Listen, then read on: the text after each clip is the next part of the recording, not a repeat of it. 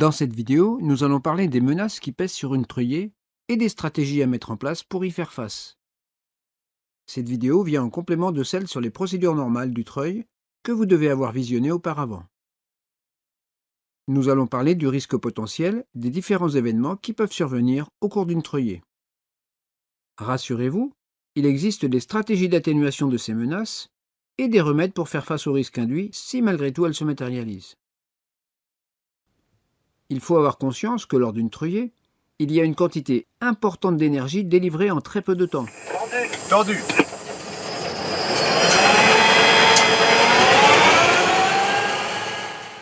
Il faut donc, d'une part, respecter avec une grande rigueur les procédures normales que nous avons présentées dans la vidéo précédente, et qui sont en fait les stratégies d'atténuation des différentes menaces,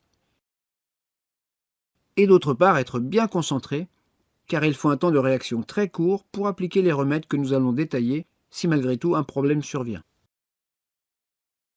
Pour garder un bon niveau de sécurité, il est par conséquent primordial de bien connaître ces remèdes pour être capable de réagir rapidement et de la bonne façon. En ce qui concerne les menaces possibles, on considère 5 niveaux de risque auxquels on associera une couleur particulière dans cette vidéo. Risque faible, pas de blessés ou de dommages matériels. Risque modéré, nuisance pour l'équipage et ou dommages matériels mineurs. Risque significatif, blessure légère pour l'équipage et ou dommages significatifs sur le planeur. Risque élevé, blessure grave ou mortelle et ou dommages graves sur le planeur. Et enfin risque mortel, décès de l'équipage et destruction totale du planeur.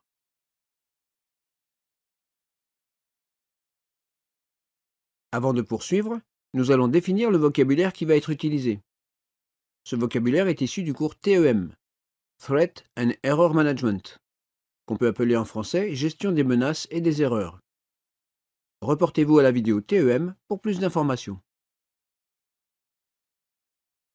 Pour gérer une menace de façon optimale, il faut l'avoir envisagée ou l'avoir détectée. L'objet de cette vidéo est de vous faire connaître ces menaces. Nous allons donc les lister pour vous. Et pour chacune d'elles, nous allons vous présenter une stratégie d'évitement ou une stratégie d'atténuation de la menace si l'évitement n'est pas possible. Ces différentes menaces ont été déterminées grâce au retour d'expérience des différents incidents et accidents du passé. La principale stratégie d'évitement est le renoncement au décollage si la menace est trop forte. Et la principale stratégie d'atténuation est simplement le respect des procédures normales qui ont été établies et qui ont évolué pour constituer une parade aux différentes menaces existantes. Si la menace ne nécessite pas un renoncement et que le départ a lieu, la mise en place d'une stratégie d'atténuation ne va pas forcément annuler totalement cette menace. Il faudra donc avoir un remède pour réagir correctement si elle se matérialise malgré tout. Pour chacune des menaces répertoriées dans cette vidéo, nous allons vous fournir les stratégies d'évitement ou d'atténuation existantes qui, vous le verrez, ne sont en fait qu'un rappel des procédures normales présentées dans la vidéo précédente. Si on les respecte, on est protégé d'un grand nombre d'événements.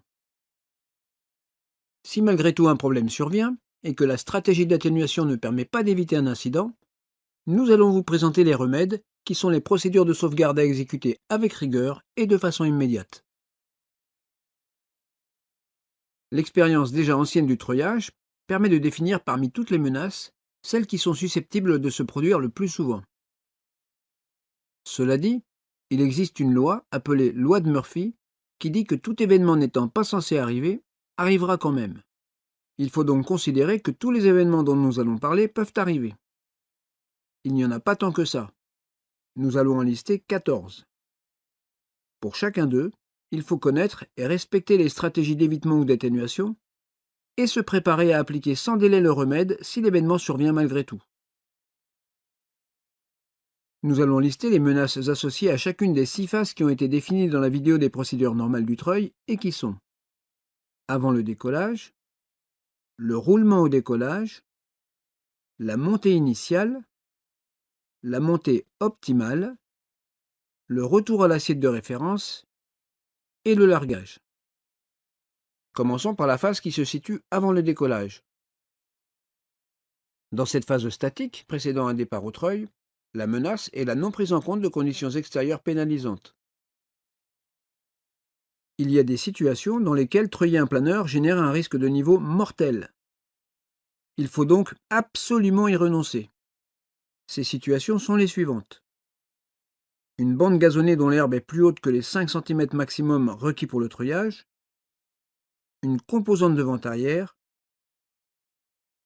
de la pluie ou un orage à proximité.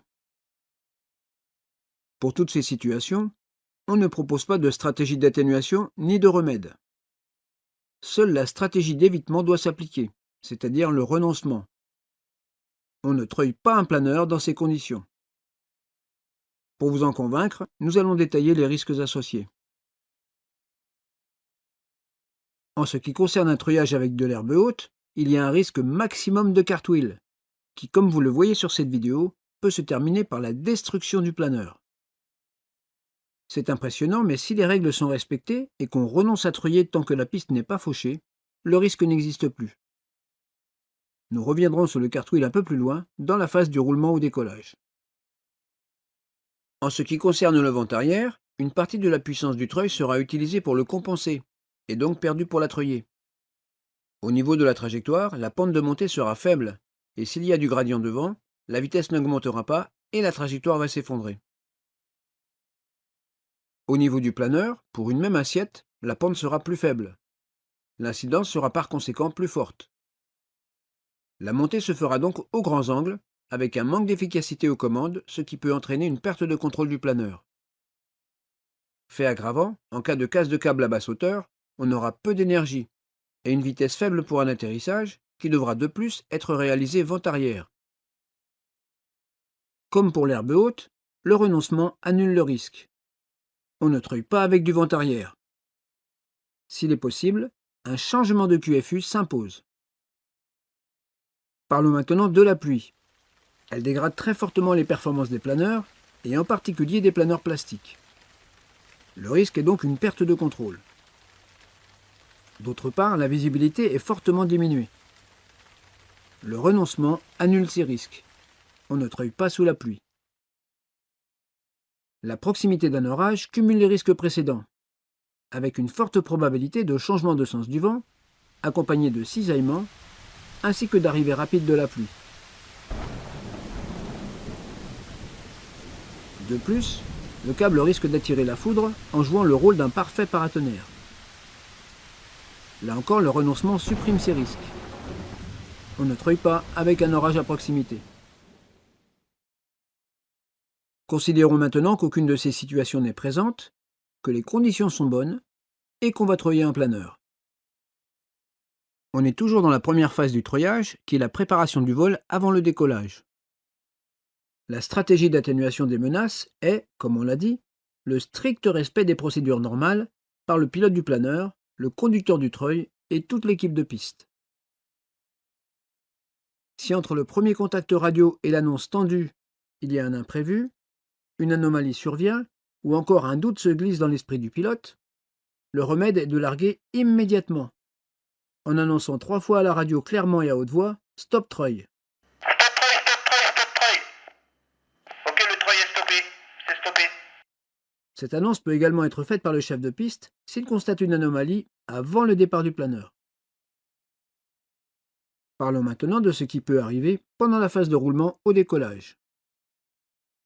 Pour commencer, un à-coup violent peut se produire lors de la tension du câble, en raison d'une faute d'inattention du conducteur de treuil ou d'un problème mécanique. Cette menace génère un niveau de risque significatif, car il y a de possibles blessures pour l'équipage, pour l'assistant qui tient l'aile, ou pour toute personne qui se trouverait en avant du planeur à proximité des ailes. Pour le pilote du planeur, il n'y a pas de stratégie d'atténuation, car il n'a aucun moyen d'empêcher ce type d'événement. Mais le remède, si cela se produit, est de larguer immédiatement, de maintenir une trajectoire rectiligne et de freiner. Pour les personnes en piste, La stratégie d'atténuation est d'éviter absolument de se trouver devant un planeur une fois qu'il a été accroché. Une autre menace possible pendant le roulement au décollage est un mauvais contrôle de l'inclinaison, conduisant une aile à toucher le sol. Même si la hauteur de l'herbe est faible, si une aile touche le sol, il y a un risque de cartwheel. Et comme on l'a dit, un cartwheel génère un risque de niveau mortel. La stratégie d'atténuation de la menace est simple. Il faut tenir la poignée jaune au décollage. Et le remède, si l'aile touche, est lui aussi simple et efficace. C'est le largage immédiat. Renforçons cette stratégie d'atténuation du cartwheel avec 2 remarques. 1. On l'a déjà dit, ne pas treuiller si l'herbe est haute, ce qui augmente considérablement le risque. Et 2. Lors du briefing de sécurité avant le décollage, se préparer mentalement à larguer immédiatement si l'aile touche, car on n'a qu'une seconde pour réagir. Pour tout savoir à ce sujet, reportez-vous à la vidéo spécifique Cartwheel, qui détaille avec précision cette perte de contrôle. Une autre menace peut survenir lors du roulement au décollage. C'est qu'un autre câble au sol s'accroche au câble en service ou au planeur. Cela peut arriver si l'équipe de piste ne respecte pas les procédures normales et que les câbles ont été croisés lors de leur tractage ou mal séparés lors de leur déploiement en piste. Cette situation génère un niveau de risque élevé, car il ne sera pas possible de se défaire du câble accroché, et il y a donc un risque de perte de contrôle. Cet événement peut être détecté par un bruit anormal ou une sensation de manque de puissance. Le chef de piste, qui surveille les décollages, peut également, s'il s'en aperçoit, l'annoncer par radio à l'intention du pilote. La stratégie d'atténuation est bien sûr de conserver en permanence une grande rigueur dans le respect de la procédure de rapatriement des câbles et de leur déploiement en piste. Le remède, si la situation se produit malgré tout, est un largage immédiat, et si cela est possible, avant la prise d'assiette initiale. Pour résumer, la gestion de la sécurité de cette phase de roulement au décollage consiste pratiquement en une seule consigne. Largage immédiat pour toute anomalie, doute ou imprévu. Si on ne largue pas ou trop tardivement suite à une anomalie lors du roulement au décollage, on s'expose, comme on le voit ici, à un incident grave ou un accident. Voyons maintenant les événements qui présentent des menaces pour la phase de montée initiale. Le premier, et celui qui présente le plus gros risque, est une prise immédiate et brutale d'assiette très cabrée, qu'on appelle aussi un départ en cobra. Cette façon de faire génère un risque de niveau mortel, car comme vous le voyez sur cette vidéo, il y a un risque élevé de décrochage dissymétrique et de passage sur le dos. Comme pour les autres menaces, la stratégie d'atténuation est le respect de la procédure normale de prise d'assiette que nous allons redétailler ici avec précision. Pour être effectuée en sécurité, cette prise d'assiette ne se fait pas au ras du sol, mais après un palier ascendant permettant d'atteindre une vitesse minimum. La prise d'assiette n'est débutée qu'une fois cette vitesse minimum atteinte et doit être effectuée de façon douce et progressive pour éviter un décrochage dynamique et pour avoir une marge de manœuvre en cas de casse de câble. Cette vitesse minimum à atteindre en palier ascendant est définie comme étant 1,5 vs, c'est-à-dire 1,5 fois la vitesse de décrochage dans la configuration de décollage. Pour la plupart des planeurs, 1,5 vs correspond à une valeur très voisine de 100 km/h, qui est donc la vitesse minimum recommandée à atteindre avant de débuter la prise progressive d'assiette de montée. Mais attention, à ce moment du décollage, il faut avoir les yeux à l'extérieur et non pas sur l'anémomètre, afin de maintenir l'axe et l'inclinaison. La bonne pratique est donc plutôt d'avoir une notion du temps nécessaire pour atteindre cette vitesse. Pour cela, nous allons mesurer ce temps nécessaire lors d'un départ avec le treuil électrique du terrain de Puyvert. On prendra comme top de départ l'annonce tendue du treuil, qui matérialise l'application de la puissance. Tendu. On prendra ensuite un premier top au décollage et un second top au passage des 100 km/h indiqués. Tendu.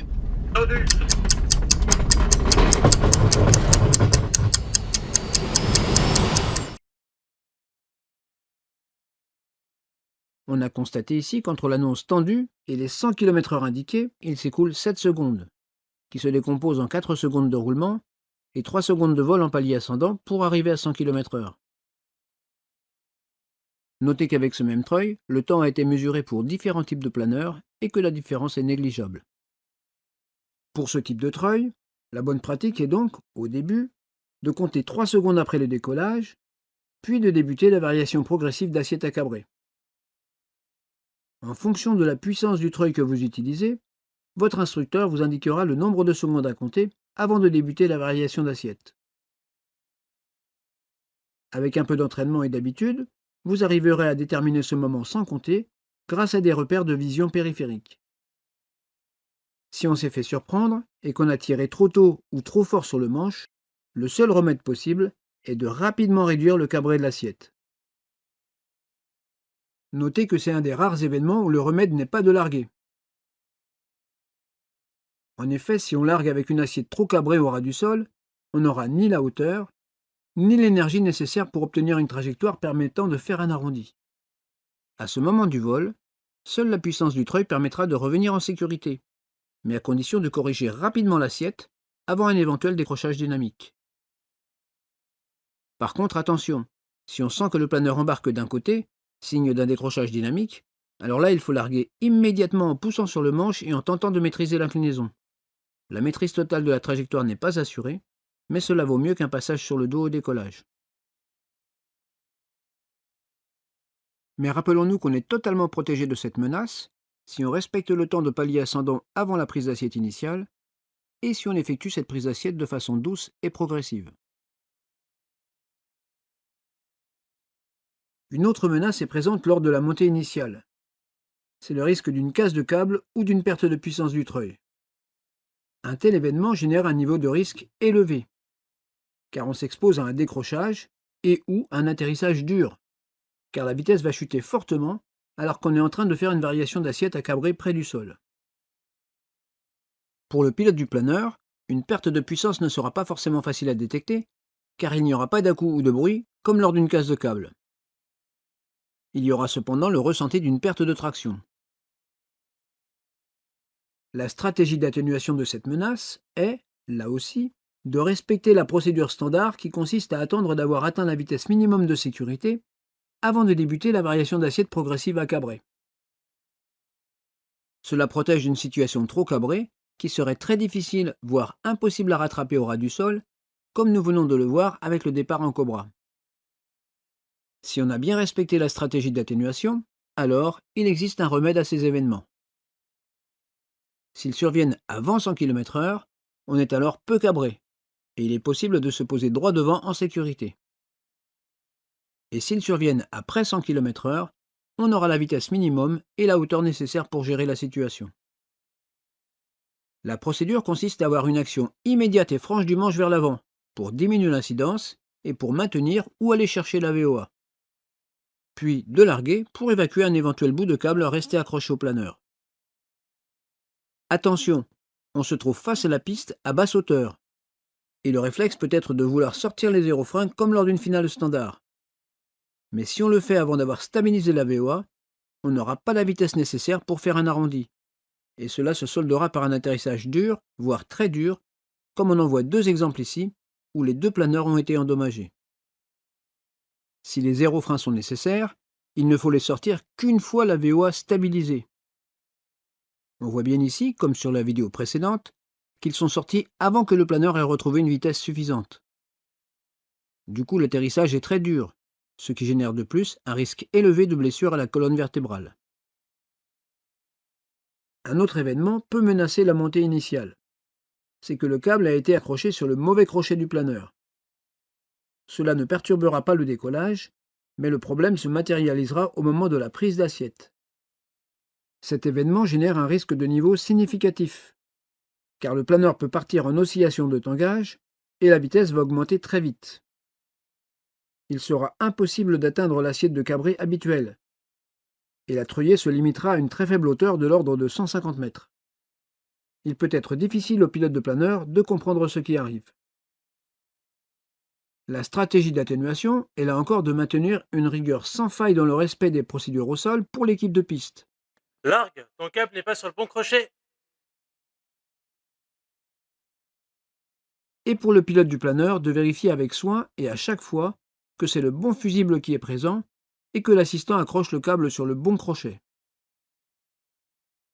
Il est à noter que cette menace est très forte lorsque les deux modes de lancement, remorquage et treuil, sont pratiqués simultanément sur une plateforme. Comme remède, la philosophie générale est encore à appliquer. Il s'agit d'une anomalie, il faut donc larguer immédiatement, prendre l'assiette permettant d'aller chercher ou de maintenir la VOA et atterrir droit devant. Ne sortir éventuellement les aérofreins qu'une fois la VOA stabilisée. L'ouverture intempestive de la verrière est un autre événement qui peut menacer la montée initiale. Cette situation génère un niveau de risque élevé, car le pilote peut être tenté de s'occuper de la verrière et de délaisser le pilotage, ce qui peut entraîner une perte de contrôle. La stratégie d'atténuation de cette menace est bien sûr d'être rigoureux dans la réalisation du CRIS. Le remède, ici, diffère de la philosophie générale. Un planeur sans verrière ou avec la verrière ouverte vole quand même. C'est dans cette phase de montée initiale que cette ouverture est la plus susceptible de se produire, par conséquent à une faible hauteur. Il est donc préférable de continuer la treuiller et de piloter le planeur pour gagner un maximum de hauteur. Il ne faudra s'occuper de la verrière qu'après le largage si elle est toujours présente. Notez ici que c'est le second événement pour lequel le remède n'est pas de larguer, mais de poursuivre la treuillée. Parlons maintenant des événements menaçant les phases de montée optimale et de retour à l'assiette de référence. Dans ces phases du treuillage, le niveau de risque est moins grand et diminue au fur et à mesure que la distance avec le sol augmente. Commençons cependant par un événement qui reste très dangereux. Il s'agit de la perte momentanée de puissance du treuil. Le terme momentané implique que le treuil, après avoir perdu de sa puissance, la retrouve brusquement. Et c'est bien ce moment où le treuil retrouve brusquement cette puissance qui génère un niveau de risque mortel, car il peut y avoir un changement brutal de l'angle du câble et un écart de traction pouvant déstabiliser complètement la trajectoire du planeur. Cela peut amener à un décrochage dynamique dissymétrique et un passage sur le dos. Le remède est un largage immédiat, et ce, dès qu'on ressent une baisse de traction, pour éviter une perte de contrôle en cas de regain brutal de puissance si le fusible ne joue pas son rôle. Pour le pilote du planeur, il n'y a pas de stratégie d'atténuation, car on n'a aucun moyen de prévoir ou d'empêcher ce type d'événement. Seul le remède du largage immédiat s'applique. Renforçons les consignes de gestion de cette situation avec 3 remarques. La première est que le pilote du planeur ne doit surtout pas demander au conducteur du treuil d'augmenter la puissance s'il sent une baisse de tension significative dans le câble.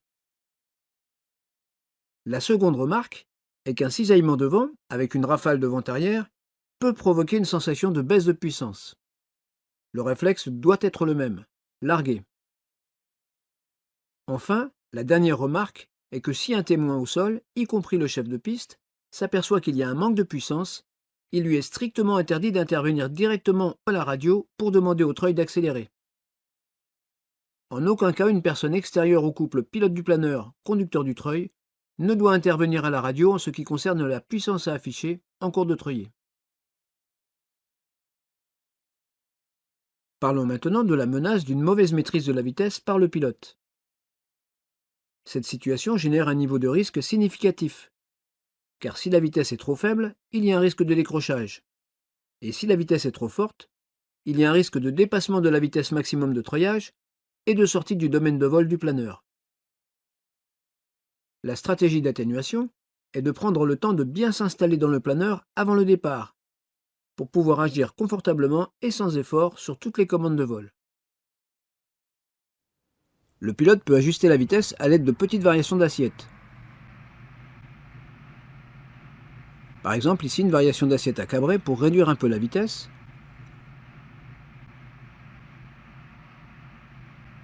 ou là, au contraire, une variation d'assiette à piquer pour la faire augmenter. Attention toutefois, les variations brutales d'assiette sont à proscrire. La marge de manœuvre du pilote est de toute façon étroite, et si les variations d'assiette sont insuffisantes pour maîtriser la vitesse et que les écarts sont importants, la seule alternative est de larguer. Ne pas demander au treuil d'augmenter la puissance. Parlons maintenant de la menace d'une sortie intempestive des aérofreins pendant la treuillée. Le treuillage aérofrein sortie ne génère pas en lui-même un risque important. On va seulement perdre environ 50 mètres sur l'ensemble de la treuillée.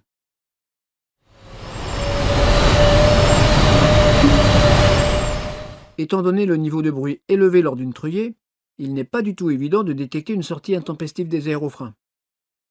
Si le pilote ne s'est pas rendu compte du problème, un risque de niveau significatif apparaît au moment où le planeur se sépare du câble. Ce risque est bien sûr amplifié en cas de casse de câble, car la hauteur disponible est plus faible pour détecter et gérer la situation. La principale menace est la perte de vitesse conduisant à un décrochage ou à une autorotation. Mais il y a aussi la menace d'une éventuelle impossibilité de rejoindre la piste, induisant un atterrissage en campagne, si le problème n'est pas détecté ou s'il est détecté et corrigé trop tardivement. Les stratégies d'atténuation de cette menace sont d'être rigoureux dans la réalisation du CRIS et de systématiquement vérifier d'un coup d'œil sur les ailes que les aérofreins ne sont pas sortis après le largage. Rappelons ici que la procédure normale après le largage automatique en fin de treuillée est composée de 3 actions. Le largage manuel de sécurité, le contrôle instrumental de la vitesse et la vérification des aérofreins. Si on s'aperçoit d'une sortie intempestive des aérofreins, le remède consiste à poursuivre la treuillée et à rentrer progressivement les aérofreins en ajustant l'assiette de montée pour maintenir ou récupérer la vitesse. Notez ici que c'est le 3e et dernier événement pour lequel le remède n'est pas de larguer. Parlons maintenant de la dernière menace qui pèse sur les phases de montée optimale et de retour à l'assiette de référence. Il s'agit de la casse de câble. Elle se caractérise par un bruit sec, un à-coup et un arrêt instantané de traction qui font qu'elle est facile à détecter. Une casse de câble ne représente pas un risque très élevé si les consignes données dans les procédures normales sont respectées et que le pilote réagit rapidement. Pour la gestion de cette menace, on considère 3 tranches de hauteur. Inférieure à 100 mètres sol, entre 100 mètres et 200 mètres sol, et supérieure à 200 mètres sol. Quand on est dans la tranche inférieure à 100 mètres sol, on est dans la phase de montée initiale, et nous en avons déjà parlé. Le remède consiste à avoir une action immédiate et franche du manche vers l'avant pour diminuer l'incidence, à larguer pour évacuer ce qui reste de câble, et à ne pas sortir les aérofreins avant d'avoir stabilisé la VOA. Dans les 2 tranches de hauteur supérieure, le remède est exactement le même. Donc, quelle que soit la hauteur d'une casse de câble, on doit toujours faire les mêmes actions. Seul le choix de la trajectoire va changer en fonction de la tranche de hauteur. En dessous de 100 mètres sol, on a vu qu'on se posait droit devant. Et au-dessus de 200 mètres sol, on aura la hauteur suffisante pour faire un tour de piste adapté. La tranche de hauteur la plus délicate est donc la tranche située entre ces 2 hauteurs, c'est-à-dire entre 100 mètres sol et 200 mètres sol. On ne peut pas définir avec précision la limite de hauteur à partir de laquelle la stratégie va basculer de l'atterrissage droit devant à une PTU ou un tour de piste adapté. Voici donc une bonne pratique à adopter. Quelle que soit la hauteur de la casse, on commence par effectuer la procédure qui consiste à modifier l'assiette, larguer et vérifier que les aérofreins sont bien rentrés, sans préjuger de ce qu'on va faire ensuite. Cela va prendre quelques secondes, le temps que le planeur s'établisse sur sa nouvelle trajectoire de descente. Ce n'est qu'une fois cette trajectoire de descente établie qu'on sera capable d'évaluer le point d'aboutissement de la trajectoire et de décider, en fonction de la vitesse instantanée et des conditions du jour, si un atterrissage droit devant est possible ou non. C'est plus cette analyse rapide, plutôt que l'altitude lue sur l'altimètre, qui permettra au pilote de décider de la stratégie de trajectoire à adopter. D'autant plus que dans cette phase de montée rapide, l'altimètre est toujours en retard. Analysons cela sur une séquence d'entraînement en vol, où l'instructeur va larguer pour simuler une casse de câble. On va chronométrer le temps qui s'écoule entre la casse simulée et l'établissement du planeur sur sa trajectoire de descente, avec au minimum la VOA.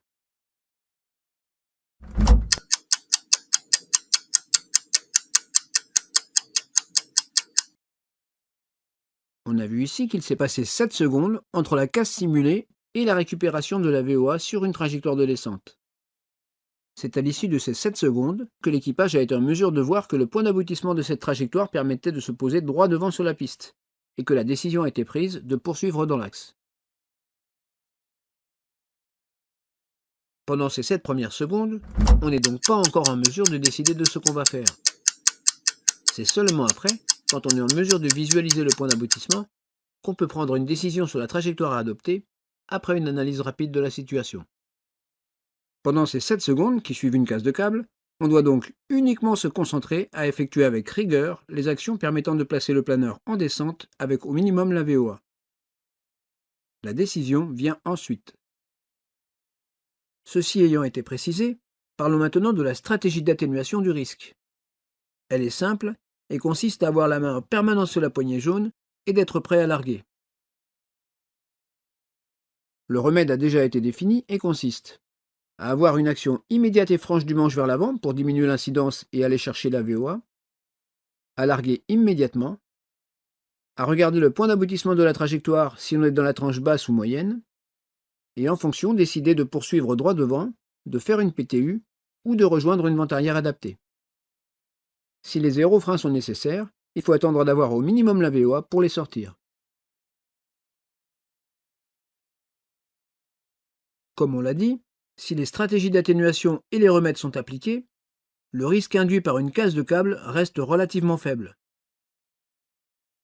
Par contre, si on s'affranchit de ces règles, qu'on ne réagit pas rapidement ou qu'on n'applique pas la procédure prévue, on s'expose à un risque mortel. Car si on ne réduit pas rapidement l'angle d'incidence et qu'on garde une assiette cabrée trop longtemps après la rupture du câble, cela va entraîner un risque élevé de départ en autorotation avec une hauteur insuffisante pour s'en sortir. La clé de la réussite dans la gestion d'une casse de câble se situe dans la préparation mentale avant le décollage. Les différentes options doivent avoir été préparées en amont et annoncées dans le briefing de sécurité. Demandez à votre instructeur de vous entraîner à réagir de façon optimale au simulateur si votre club en possède un. Il n'y a pas de meilleur outil que le simulateur pour travailler les casses de câble. Notez que l'entraînement à la casse de câble à très basse hauteur n'est réalisé qu'au simulateur. Il n'est pas prévu dans les exercices d'entraînement en vol. Une autre menace équivalente à la casse du câble peut se matérialiser. C'est une panne mécanique induisant une perte de puissance du treuil. La stratégie d'atténuation du risque et les remèdes sont les mêmes que ceux que nous venons de présenter pour la casse de câble.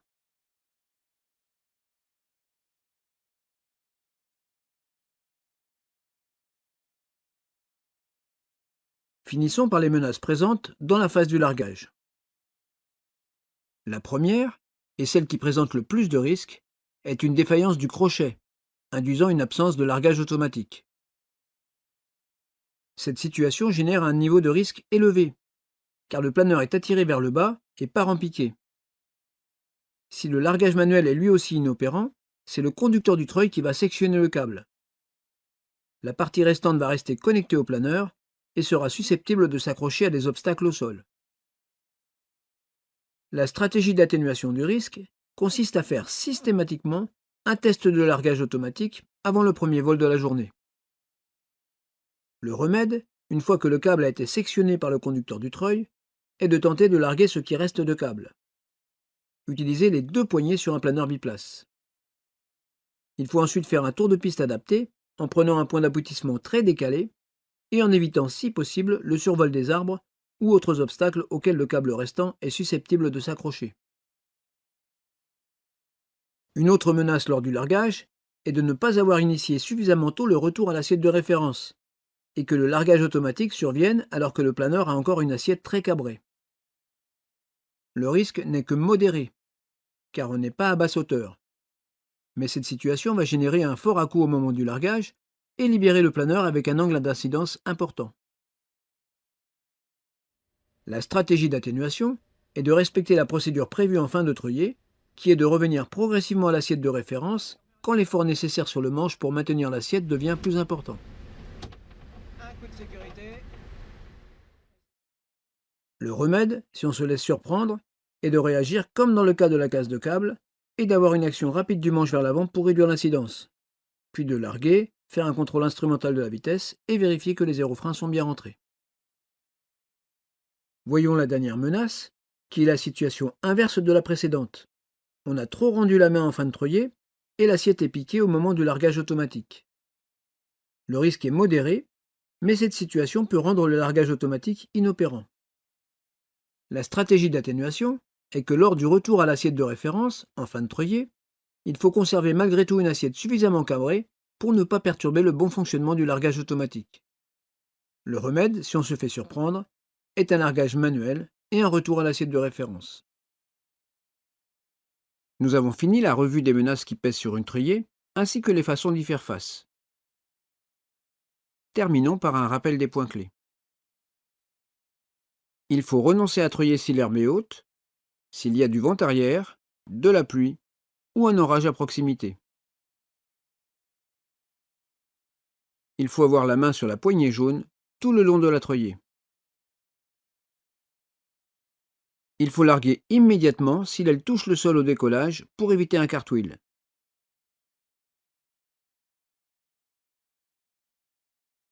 Il faut attendre 100 km/h, ce qui correspond à environ 3 secondes après le décollage, avant de débuter une variation d'assiette douce et progressive en montée initiale.